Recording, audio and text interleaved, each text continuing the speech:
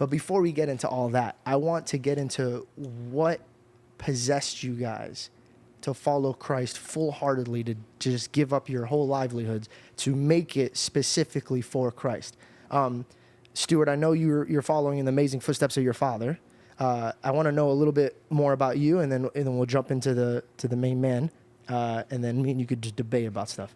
How did you get into it? Were you inspired by your father, or was it strictly another situation that happened in your heart where you're like, okay, I'm going to now join my father?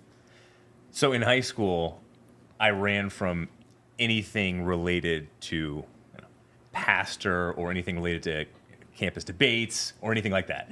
And I feel like I've heard you make nice illustrations where it's sort of like the hound of heaven always chasing you, no matter what, no matter how hard you push against it, Yeah. God is going to be chasing you. So it's something like 75% of kids from Christian homes lose their faith in college because of certain groups they get into. A lot of professors are against the faith, but then it's like 50% that comes back. Yeah. And I love that it's the hound of heaven chasing them. I never fully gave up my faith, but almost to the point of kind of the middle. I would love to ask you, what was it that made Yeah. you, because I'll be vulnerable first, so that way you're Yeah. not the only one. When I came into being an adult, I found how slippery it is to become your own God.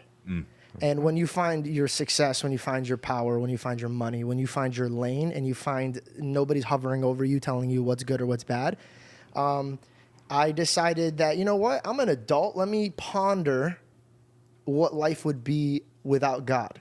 And I could confidently tell you, from a man who's had a relationship with Christ since a very, very young age, separating myself from God was, the best way I could put it is putting myself in a dark place. No light. Very, very alone and very, very scary. So I gave up my light to try to find my own light. I'm my own light.